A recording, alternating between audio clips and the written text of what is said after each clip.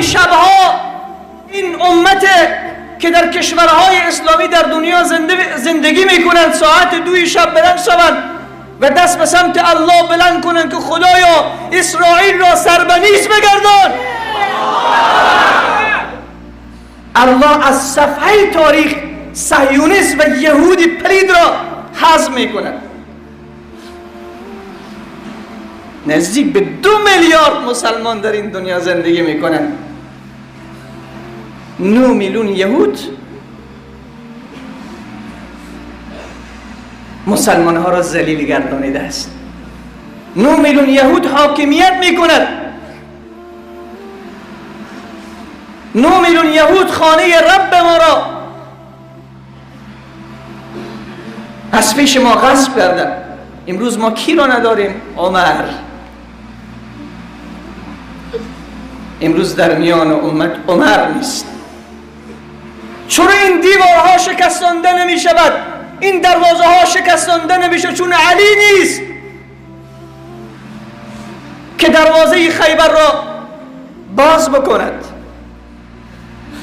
حتی حکام ما جرأت ندارند، حتی زمامداران کشورهای اسلامی بزدل شدند، جرأت نمی کنند که مرزهای خود را باز بکنند برای جوانان تا برود جوان اونجا از دین الله دفاع بکنند.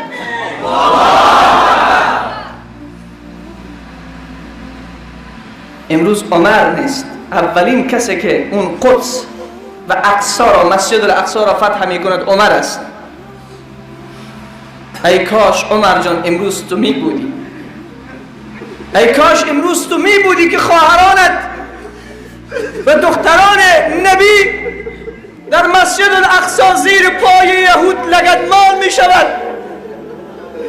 ای کاش تو می بودی ای عمر که فرزندان مسلمان و فرزندان نبی را می دیدی که زیر توب و تانگ صهیونیست و یهود پلیدی که دیروز از بنو قریظه و بنو نذیر رسول صلی الله علیه و سلم اونها را اخراج کرد، همه شان را به درک فرستاد. امروز اونها آمدن از ما مسلمانان انتقام میگیرن. ای کاش که امروز تو می بودی ای صلاح الدین. یک دل مثل دل تو امروز باقی نمانده در این عالم.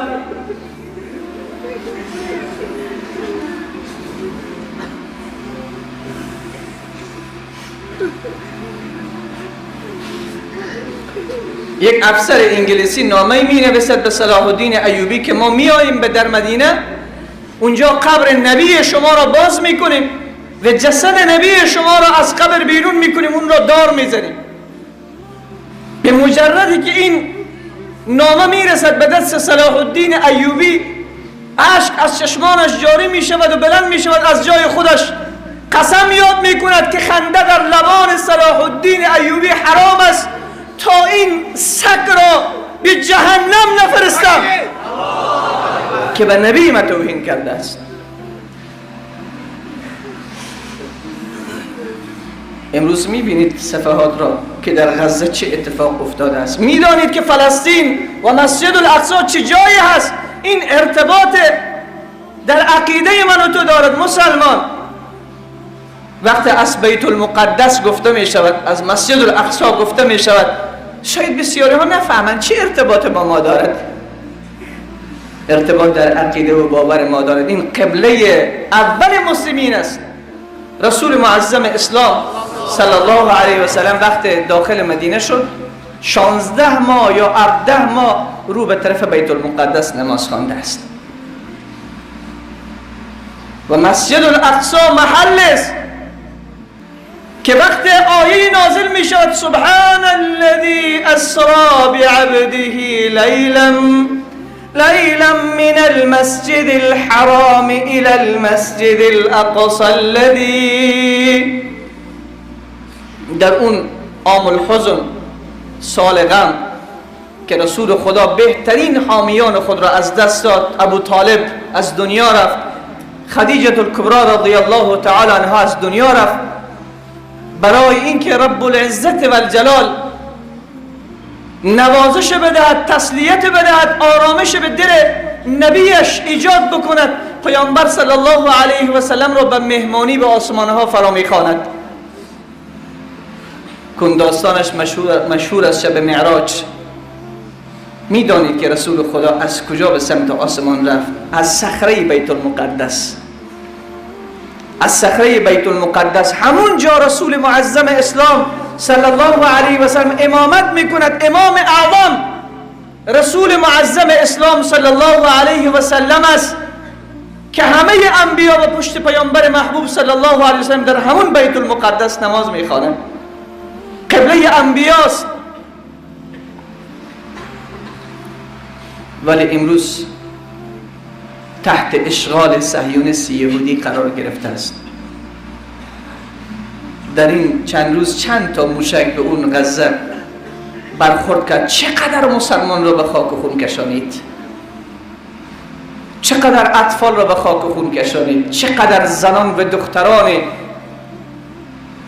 که خواهر من و تو است مسلمانن به خاک و خون کشانیده شد. یک پیرزن که فرزند خود را هم از دست داده و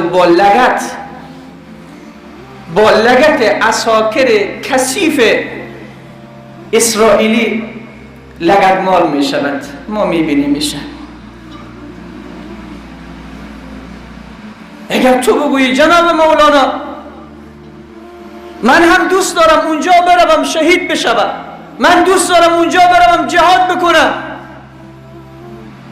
خود را میخوای امتحان بکنی که این سخنت راست است یا دروغ؟ چقدر این سخنت ارزش دارد؟ چقدر این سخن را از عمق قلبت گفتی؟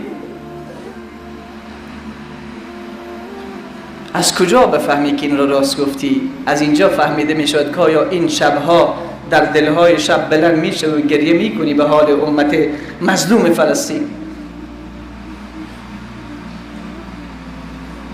اگر همه امت نمیتوانند کمک فیزیکی بکنن، در این شبها بلند شوند جوانان امت، زنان امت، مادران امت دست خود را به سمت آسمان دراز بکنند. مگر تو نشنیدی که رسول خدا فرمود اتقی دعوت المظلوم، از دعای مظلوم بترس، فانها لیس بینها و بین الله حجاب، بین مظلوم و بین الله هیچ پرده و حجاب وجود ندارد.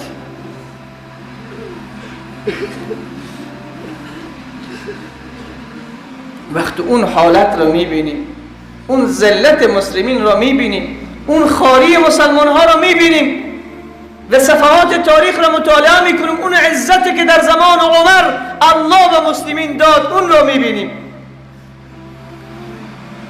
چرا ما خواریم؟ چون چی وقت به ما فتح نصیب میشود؟ چی وقت ما دشمن را شکست میدهیم؟ زمانی که درون خود را فتح کنیم.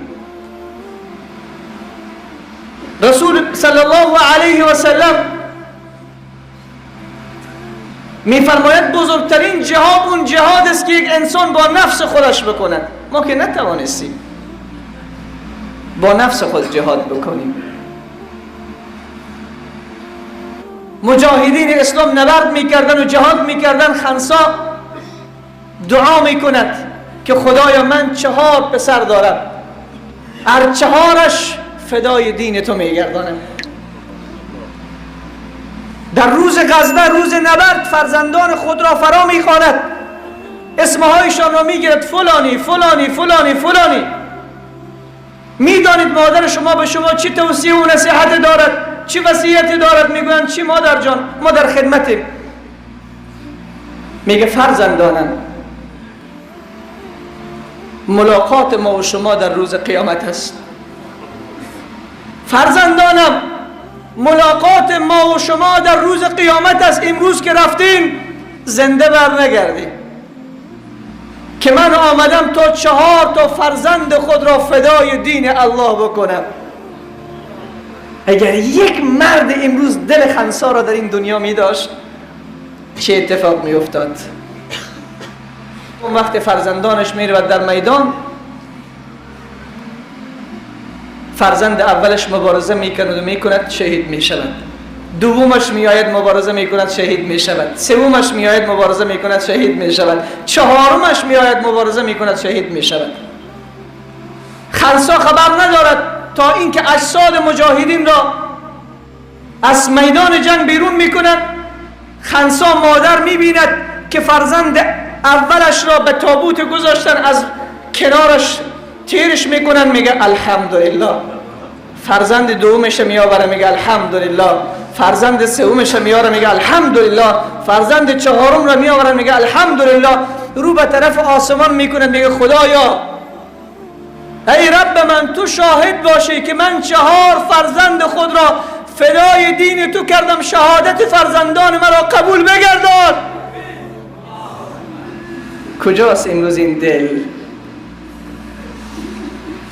بسیاری جوانان از ایران دمی 2-3 روز به من تماس میکشن، پیام میگه ما میریم به فلسطین، پدر و مادر ما را نمیگذارد. ما میریم به فلسطین، پدر و مادر نمیگذارد.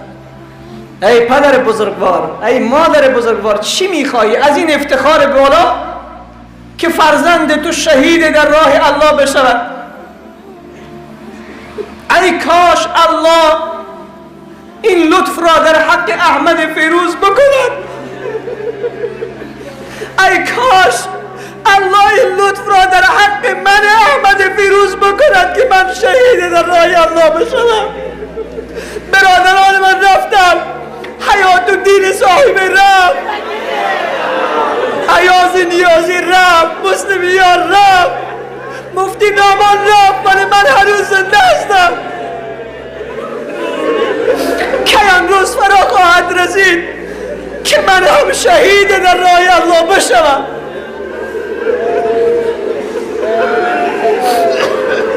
از شهادت فرار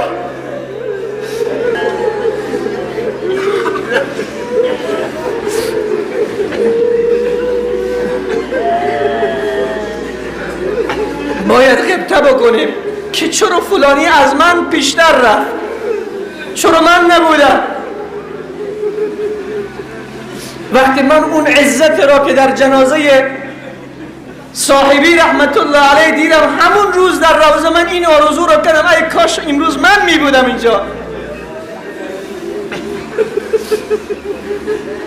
چی افتخار بالاتر از این که ما شهید در راه الله بشویم. آرزو بکنین جوانان، کمر ببندین و دعا بکنین که الله این مرزها را باز بکند، که تا نشان بدهیم به جهانیان که امروز جوانان امت نبی این دین را از جان خود بیشتر دوست دارند. تا به جهانیان نشان بدهیم که هنوز جوانان اون امت محبت پیامبرشون در قلبشون موج میزند. هنوز فرزندان اصحاب پیامبر زنده هستند.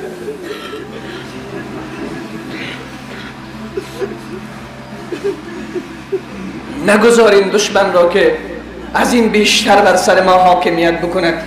فقط کفار حق زندگی کردن را دارند. اون کفاری که حربی نیستن، اگر حربی هستند فتوا و حکم دین همی است که گردن اونها زده بشود. اونهایی که حربی نیستن جزیه میپردازن، فقط حق زندگی کردن را دارند، حق حاکمیت را ندارند. حاکمیت از آن مسلمین است. الله رب العزت و الجلال اون عزتی که از دست ما رفته دوباره به ما برگرداند.